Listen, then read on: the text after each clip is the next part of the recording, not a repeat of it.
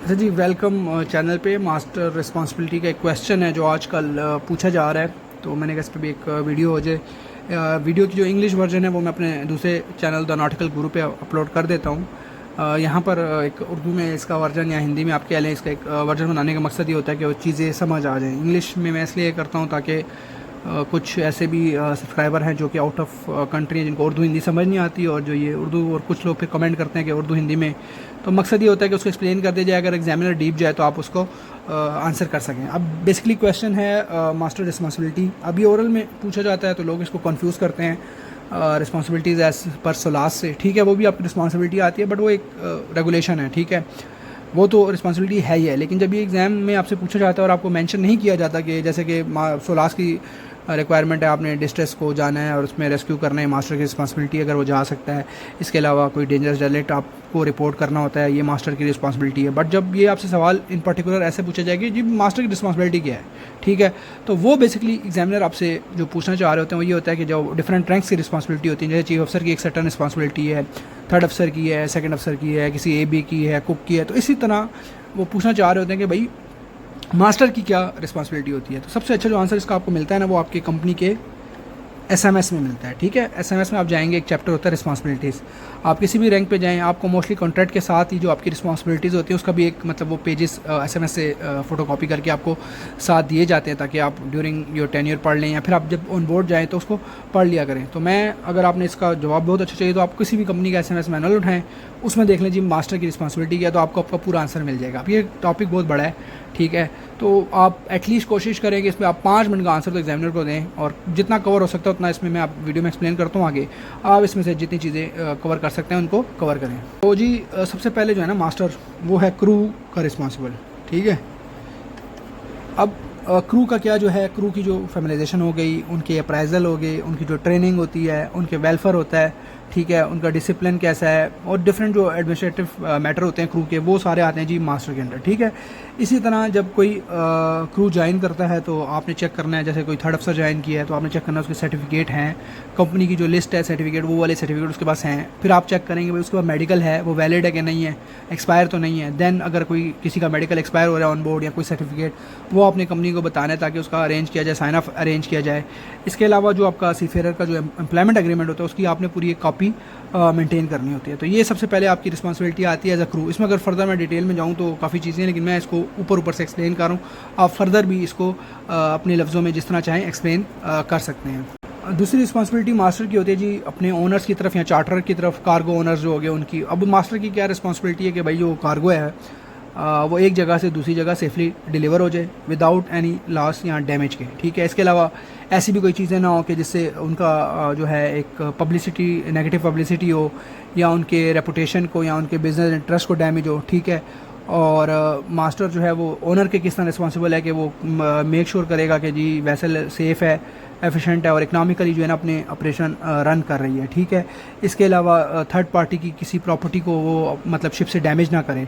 सही है, इसके अलावा एक और चीज़ जो आती है वो है एनवायरनमेंट। ठीक है, मास्टर जो है रिस्पॉन्सिबल है एनवायरमेंटल जो होती है, जैसे मार्कोल को फॉलो किया जाए, और शिप से कोई ऐसा डैमेज ना हो जिससे पोल्यूशन का इम्पैक्ट हो या कोई पोल्यूशन हो एनवायरनमेंट के लिए। ठीक है, और इसके अलावा जो है मास्टर रिस्पॉन्सिबल होता है वेसल की सी वर्दीनेस के लिए।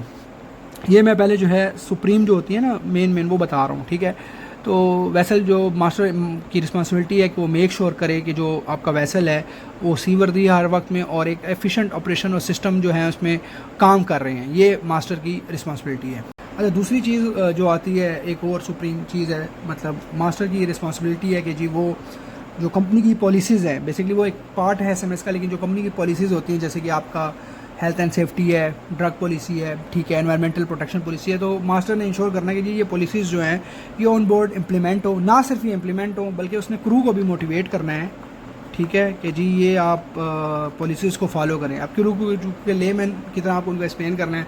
आपने उन पॉलिसीज़ को फिर फर्दर अपने जिस तरह आप आसानी से उनको एक्सप्लेन कर सकते हैं, आप उनको एक्सप्लेन करेंगे कि भाई ये इस तरह आपने फॉलो करना है। इन्हीं पॉलिसीज़ को मद्देनज़र रखते हुए मास्टर जो है एक स्टैंडिंग ऑर्डर बनाएगा, नाइट ऑर्डर बनाएगा, ठीक है, और वो फिर आगे फॉलो किया जाएगा। और इसके अलावा जो मास्टर मेक श्योर करेगा जो कंपनी का सेफ्टी मैनेजमेंट सिस्टम है या SMS है उसको भी ऑन बोर्ड फॉलो किया जाए, और उसको मेक श्योर करेगा कि हर कोई इसको प्रैक्टिस कर रहा है। उसके बाद ये है कि जो एक कंपनी का सिक्योरिटी अफसर चीफ अफसर भी हो सकता है, मास्टर भी हो सकता है, बट मास्टर क्योंकि ओवरऑल कमांड होती है तो जो आपके वेसल की सिक्योरिटी है, सिक्योरिटी जो है वो भी आपकी जो है मास्टर के अंडर आएगी, ठीक है।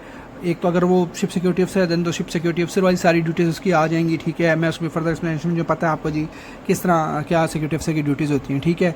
और अगर तो चीफ अफसर है तो फिर उसको उसके ऊपर उसने चेक करना है कि वो शिप सिक्योरिटी प्लान फॉलो करता है, he is performing his security duties.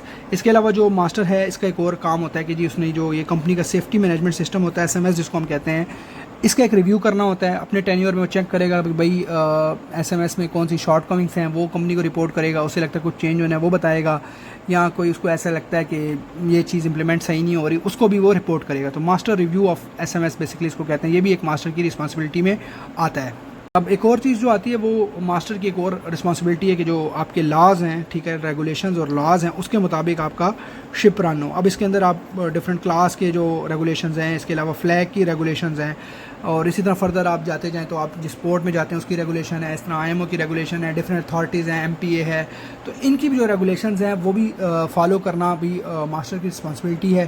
Company की पॉलिसीज़, मैनेजर सिस्टम्स और जो अदर इंस्ट्रक्शन है कंपनी की वो भी इंश्योर करना जो है मास्टर की रिस्पॉन्सिबिलिटी है। बेसिकली ये एडमिनिस्ट्रेटिव जो आपके होते हैं ना राइट्स, वो एडमिनिस्ट्रेटिव जो जितने भी हैं जैसे फ्लैग स्टेट है, क्लास है, सारे ये फॉलो करवाना, रेगुलेशंस फॉलो करवाना भी मास्टर की रिस्पॉन्सिबिलिटी में आता है, ठीक है। उसके अलावा जो है मास्टर जो है इसकी कॉनिंग जो है मास्टर का जो है एक ऑर्डर होना चाहिए, एक्सप्लेन होना चाहिए अपने चीफ अफसर को, ब्रिज को, कि कॉन किस तरह हैंडओवर की जाए ताकि, और उसके अफसर कैसे रिस्पॉन्स करते हैं। कॉनिंग बेसिकली आपको पता है कॉनिंग क्या होती है, क्रिटिकल सिचुएशन मास्टर खुद होता है, जब जाता है तो किस तरह अपनी कॉन को हैंडओवर करेगा, ये भी मास्टर की रिस्पॉन्सिबिलिटीज़ में आता है। दूसरी चीज़ जो आती है वो मास्टर जो होता है वो ऑन बोर्ड कंपनी का रिप्रेजेंटेटिव होता है, ठीक है, ये भी उसकी रिस्पॉन्सिबिलिटी है। मतलब ये सारी चीज़ें आती हैं, उसने क्या मास्टर क्या, ठीक है ना, किस तरह कंपनी का मतलब वो जितनी भी मैनेज करना, कंपनी के इंटरेस्ट को प्रोटेक्ट करना, ठीक है। और इसके अलावा ये सारा कुछ जो है मास्टर एक रिप्रेजेंट कर रहा होता है। कोई भी थर्ड पार्टी आता है उसके सामने रिप्रेजेंटेटिव उसका कंपनी का मास्टर होता है, चार्टर्स आते हैं, इंस्पेक्शंस होती हैं, इसमें जो कंपनी का representative as a master you are responsible, ठीक है। इसी तरह कंपनी की भी एक रिस्पॉन्सिबिलिटी आती है कि आप कभी भी उनसे श्योर असिस्टेंस मांगे तो वो अवेलेबल होनी चाहिए मास्टर को गाइड करने में और उसमें करने के लिए। अब दूसरी बात जब मैंने इससे बात की कि जी आपने कंपनी से, तो मास्टर के पास जो है ना ये अथॉरिटी, एक रिस्पॉन्सिबिलिटी है उसकी कि उसने असिस्टेंस रेंडर करनी है, ठीक है, असिस्टेंस मांगनी है। अब कोई भी इंसिडेंट होता है, ठीक है, तो मास्टर का काम है कि वो उस पर प्रॉम्प्टली एक्ट करे, ठीक है, और उसको जो है वो एक मतलब डिफरेंट आपकी जैसे लाइट ओपन फॉर्म यूज़ करना तो मास्टर फटाफट उसकी एग्जीक्यूशन करे। इसके अलावा पैरेलल एट सी एट सैल्वेज की गाइडलाइंस है उसको फॉलो करे, और मतलब उसको पता होना चाहिए कि भाई अर्जेंसी है, सिचुएशन की क्या है, तो वो उसने पहले act first and then report दें, ठीक है ना, पहले उस पर फ़ौरन एक्ट करे, ठीक है। और उसमें इतनी जैसे पोर्ट आपका जहाज़ है, ठीक है, वो ड्रिफ्ट कर रहे हैं, कुछ भी मसला हो गया, पोर्ट से निकला है, उसका जो है वो इंजन फेल हो गया, अब ज़ाहिर बात है आप ग्राउंड हो जाओगे, तो अब मास्टर के पास इतनी अथॉरिटी है, रिस्पॉन्सिबिलिटी है बल्कि उसकी कि वो फ़ौरन असिस्टेंस मांगे पोर्ट से। रिपोर्ट वो बाद में करे, पहले भाई बोले मुझे टग्स भेजो, तो मास्टर की रिस्पॉन्सिबिलिटी है कि वो रिक्वेस्ट करे असिस्टेंस के लिए, ठीक है। इसी तरह जो है मास्टर की जो है ना एक रिपोर्टिंग लाइन भी होती है। मास्टर के पास राइट है, ठीक है, कॉन्टैक्ट करे, इन्फॉर्मेशन ले कंपनी के मैनेजमेंट डायरेक्टर से, ठीक है। मास्टर बेसिकली क्या करेगा जी, जो भी उसकी चीज़ होगी वो अपने मैनेजिंग डायरेक्टर और टेक्निकल स्टूडेंट के पास बात करे, उसमें इतनी अथॉरिटी है, उसकी रिस्पॉन्सिबिलिटी है कि वो उनसे बात करे, डिस्कस करे डिफरेंट चीज़ों को। एक और चीज़ आती है वो है वॉयज प्रिपरेशंस, ठीक है। मास्टर ने क्या करना है जी, ये वेसल को वॉयज के लिए प्रिपेयर करना सुप्रीम उसकी रिस्पॉन्सिबिलिटी है, ठीक है, उसकी सीवर्दिनेस, ठीक है, उसे मेक श्योर करना है कि भाई एडिक्वेट SMS जो आपका सेफ मैनिंग सर्टिफिकेट है उसके मुताबिक जो है आपके बंदे ऑन बोर्ड अवेलेबल हैं कि नहीं। चीफ इंजीनियर से पूछना है कि इंजन रेडी है, उसमें कोई प्रॉब्लम तो नहीं है, उस लिहाज से सीवर्दिनेस चेक करनी है। उसके अलावा कोई इक्विपमेंट आपका ख़राब तो नहीं है, उनके पास नेसेसरी ऑफिसर्स मौजूद हैं कि नहीं है, ठीक है। उसे पूछना कि भाई आपका फ्यूल अवेलेबल है कि नहीं। इसी तरह स्टोर्स हैं, प्रोविज़न है, फ्यूल है, ये सारी चीज़ें मास्टर ने वॉइस प्रिपरेशन में इंश्योर करनी है कि सारी अवेलेबल हैं, ठीक है। उसके जो एक्डिस है, एक्डिस पे वॉइस प्रिपेयर हुआ है, ठीक है, उसका डिस्टेंस, उसकी सारी चीज़ें, सारा कुछ उसने डिस्कस करके वॉइस को प्रिपरेशन करवाना भी जो है ना बेसिकली वो मास्टर की रिस्पॉन्सिबिलिटी होती है और वो उसके अंडर आता है। अब जब वॉइस प्रिपरेशन की बात की जाती है तो हमारे पास मेन चीज़ आ जाती है नेविगेशन। ये तो भाई अब हर नेविगेशन अफसर की सुप्रीम है, तो मास्टर तो है ही इसका इंचार्ज, तो नेविगेशन आ जाती है, ठीक है।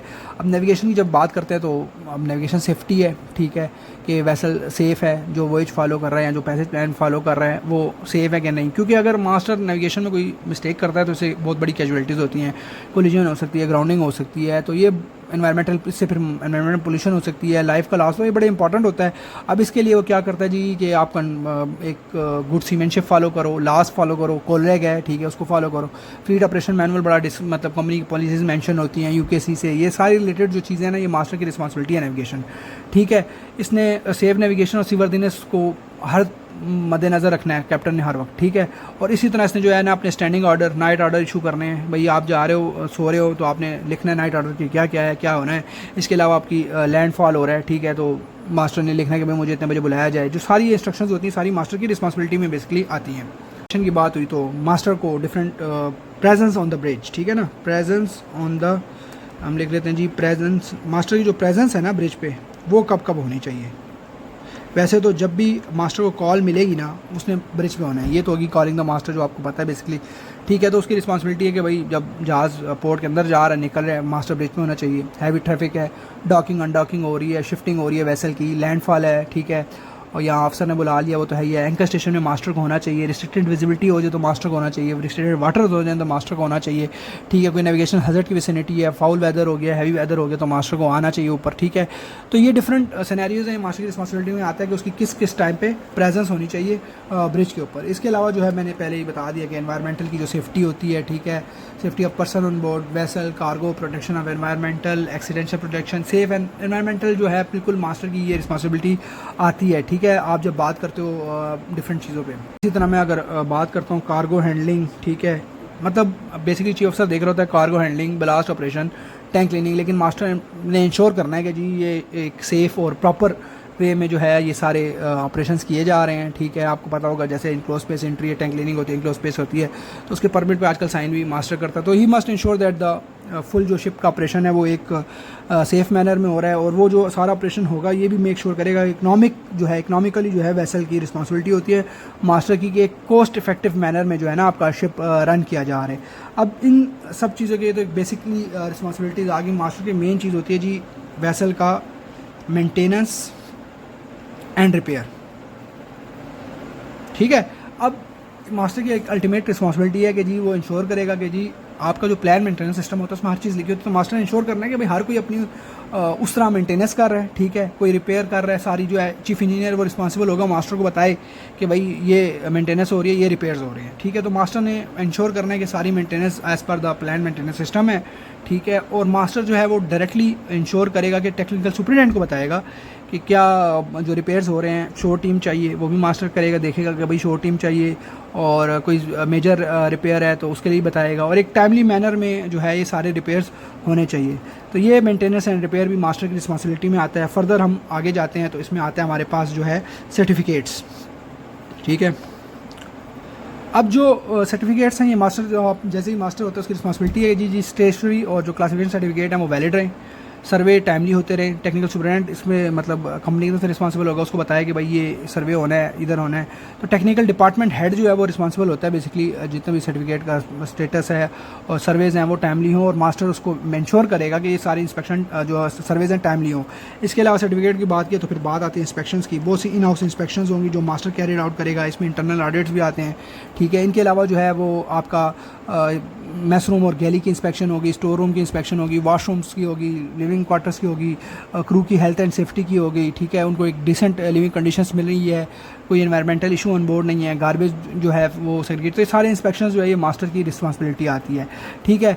मास्टर जो है वो क्या कहते हैं उसको, उसके एडमिनिस्ट्रेटिव ड्यूटीज़ भी होती हैं ठीक है, ऑपरेशन ऑफ द वेसल्स को लेके, जैसे उसके पास controllable cost, correspondence, radio communication, store provision, ये सारी जो एडमिनिस्ट्रेटिव जो ड्यूटीज़ होती हैं ये भी मास्टर की इसमें इंक्लूड होंगी। अच्छा जी, एक और जो चीज़ है वो मास्टर की है कि लॉग बुक्स ठीक है, ये बड़ा इंपॉर्टेंट चीज़ है। आपकी कोई भी इंस्पेक्शन होती है बाहर से थर्ड पार्टी तो आपकी लॉग बुक्स चेक होती हैं, तो मास्टर की जो है ओवरऑल रिस्पॉन्सिबिलिटी है कि जो सारी log books as per the flag, as per the class, as per the company SMS procedures और एडमिनिस्ट्रेटिव लॉस की जितनी भी लॉग बुक्स हैं वो मेंटेन हो रही हैं ठीक है। आयल रिकॉर्ड बुक होगी आपकी ठीक है, वो अगर चीफ इंजीनियर के अंडर भी आते हैं तो एज अ सुप्रीम कमांड में मास्टर ही आता है ठीक है, वो इनको रिपोर्ट करेगा, शॉर्ट कमिंग्स हैं कुछ है तो उस पर एक्शन लेगा। तो ये सारी चीज़ें जो है मास्टर की रिस्पॉन्सिबिलिटीज़ में आती हैं जो मैंने अभी ऊपर डिस्कस किया। तो आप इनको अपने उसमें थोड़ा थोड़ा करके बताएं। तो अभी जैसे वीडियो तो काफ़ी लंबी हो गई, आप इसको एक दफ़ा देख लें तो आपको एक थारो आइडिया हो जाएगा जी मास्टर की रिस्पॉन्सिबिलिटीज़ होती क्या है। और इम्पोर्टेंट चीज़ वैसे एक सेपरेट क्वेश्चन है but as a responsibility of the master discuss हो रही हैं। तो एक हमारे होता है कि हैंड ओवर, ठीक है, मास्टर की रिस्पॉन्सिबिलिटी में आता है हैंड ओवर भी, ठीक है ना, क्योंकि एक शिप है उसको आप हैंड ओवर करें, मास्टर सुप्रीम कमांड होता है, तो एक तरह से आप कहें कि हुकूमत चेंज हो जाती है, ठीक है।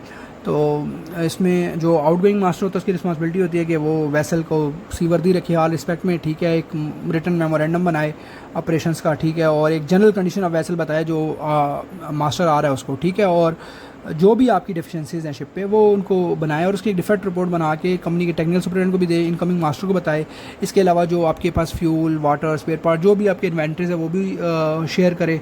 अब जो इनकमिंग मास्टर आउटगोइंग मास्टर की रिस्पॉन्सिबिलिटी है कि मिल के एक जॉइंट इंस्पेक्शन करें, ठीक है, और जो भी मतलब कंसर्न्स हैं, जो भी कोई मतलब नेविगेशन कंसर्न है या नेविगेशन करेक्टरिस्टिक्स वैसे हैं, वो दूसरे मास्टर को एक्सप्लेन करें। जो मास्टर आ रहा है उसको एक्सप्लेन किया जाए कि भाई ये हमारी पॉलिसीज़ हैं, ये चार्टर की पॉलिसीज़ हैं और ये नेविगेशनल करेक्टरिस्टिक्स हैं वेसल्स की, कोई इसका नॉर्मल बिहेवियर है वो बताए, कोई इक्विपमेंटल डिफेक्ट है वो भी एक्सप्लेन करे और उस पर क्या काम हो रहा है, मेंटेनेंस का क्या चल रहा है, डिफेक्ट रिपोर्ट शेयर करे, ठीक है, चीफ इंजीनियर से पूछ ले, और सारा कुछ जो है ये सारा उसने मास्टर को दूसरे एक्सप्लेन करना है। और जो इनकमिंग मास्टर होता है, इनकमिंग मास्टर आप रिस्पॉन्सिबल होते हो कि आपने एक फुल इंस्पेक्शन करो वेसल की, ठीक है, एज प्रैक्टिकल जब भी पॉसिबल हो। बेहतर यही होता है कि आप आउटगोइंग मास्टर के साथ कर लो, ठीक है, अगर नहीं तो बाद में जब टाइम मिले करो। कोई आपको ऐसी चीज़ लगती है तो वो आप जो आप समझते हो कि टेक्निकल सुपरिटेंडेंट की उसमें आए तो आप उसको इन्फॉर्म करो, ठीक है। और जो भी आपकी जब आप आ जाओ तो आपने फ्लैग स्टेट्स की है, जो कंपनी की पॉलिसी है, इन सारों से गो थ्रू हो जो, ठीक है, और फिर ताकि आप उसके मुताबिक अपना नाइट ऑर्डर बनाओ, डेली बेसिस पे आपने नाइट ऑर्डर देना है, स्टैंडिंग ऑर्डर्स बनाओ जो कि कंपनी और फ्लैग की जो है रेगुलेशंस और उनको मद्देनज़र रखते हुए बनाओ। इसके अलावा जो है आपने कोई डिस्क्रिपेंसी आपको नज़र आती है टेकिंग ओवर के दौरान या तो आपने इमीडिएटली जो है वो टेक्निकल सुपरिटेंडेंट डीपीए को रिपोर्ट करना है, क्योंकि एक दफ़ा आउटगोइंग मास्टर चला गया तो फिर आप रिपोर्ट करोगे तो डेफिनेटली दे विल टेल कि यार तब आपने क्यों नहीं रिपोर्ट किया। इसी तरह जो है मास्टर जो है ओवरऑल कम्युनिकेशन का भी रिस्पॉन्सिबल होता है, तो आपने कम्युनिकेशन सिस्टम्स भी चेक करने हैं, ठीक है। तो ये सारी वो चीज़ें थी जो कि एक मास्टर रिस्पॉन्सिबल होता है और ये मैंने ऊपर से सारी आपको एक्सप्लेन कर दी हैं। तो अगर आपको ये वीडियो पसंद आया है तो काइंडली इसको लाइक करें। इसके अलावा अगर आपने इसका इंग्लिश वर्जन देखना हो तो द नाटिकल गुरु मेरा जो दूसरा चैनल है उसमें मैंने एक इंग्लिश में भी इसको अपलोड कर दिया है, तो काइंडली इस चैनल को सब्सक्राइब करें। और मज़ीद अगर आपको कोई वीडियो जो है अगर आप चाहते हैं कि मैं उसमें वीडियो बनाऊं तो आप कमेंट सेक्शन में डाल सकते हैं। Thank you.